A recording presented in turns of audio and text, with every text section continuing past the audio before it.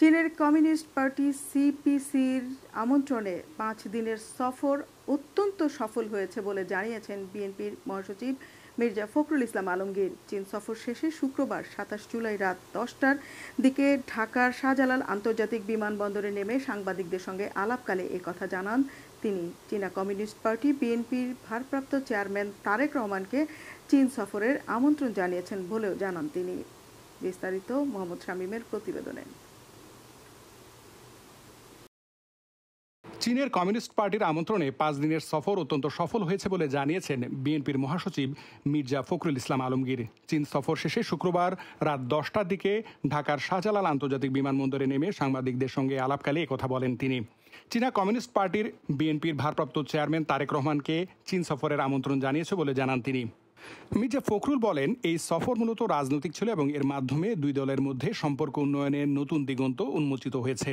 তিনি জানান, তাদের প্রতিনিধি দল সিপিসির সর্বোচ্চ নীতি নির্ধারণী সংস্থা পলিট ব্যুরোর একজন শীর্ষ সদস্য লিউ হং এর সঙ্গে প্রথম বৈঠক করে। বৈঠকটি অত্যন্ত চমকপ্রদ হয়েছে বলে উল্লেখ করেন বিএনপির মহাসচিব।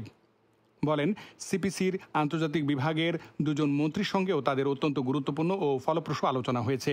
আমাদের সভা হয়েছে অত্যন্ত গুরুত্বপূর্ণ এবং কতগুলো চীনের জেলা, অর্থাৎ আপনার বাইরে, শহরের বাইরে, যেটাকে আপনার ওনাদের যে জেলা দেখতে গিয়েছিলাম, গ্রাম দেখতে গিয়েছিলাম আমরা, এবং আমরা আপনার আজকে কমিউনিটি দেখতে গিয়েছিলাম সিয়াম শহরেই। আমরা অভিভূত হয়েছি যে এই কয়েক বছরের মধ্যেই চীন একেবারে একটা অত্যন্ত উঁচু পর্যায়ে পৌঁছে গেছে তার সমস্ত অর্থনৈতিক, সামাজিক এবং রাজনৈতিক শক্তি দিয়ে। এবং এবং আমরা জানি যে শি জিনপিংয়ের নেতৃত্বে আপনারা চীন আজকে অনেক চমৎকার একটা উচ্চতায় পৌঁছেছে, যে উচ্চতা আমি মনে করি যে বাংলাদেশে শুধু নয়, সমগ্র বিশ্বের যে একটা ভারসাম্য রক্ষার ক্ষেত্রে গুরুত্বপূর্ণ ভূমিকা পালন করবে। আর সবচেয়ে বড় কথা যেটা, যে আপনারা সবাই ইতিমধ্যে জানেন যে আমাদের দলের ভারপ্রাপ্ত চেয়ারম্যান জনাব তারেক রহমান সাহেবকে তারা দাওয়াত করেছেন এবং খুশি হয়েছেন যে তিনি এখন নেতৃত্ব দিচ্ছেন, এবং আমরাও তাদেরকে দাওয়াত করেছি, তারা দাওয়াত গ্রহণ করেছেন এবং একটা পার্টির মধ্যে, পার্টি টু পার্টির একটা 2 বছরের রাজনৈতিক ডায়ালগের জন্য, পলিটিক্যাল ডায়ালগের জন্য একটা এমইউ করারও আলোচনা হয়েছে। সবচেয়ে গুরুত্বপূর্ণ বিষয় হলো, চীনা কমিউনিস্ট পার্টি বিএনপির ভারপ্রাপ্ত চেয়ারম্যান তারেক রহমানকে চীন সফরে আমন্ত্রণ জানিয়েছে।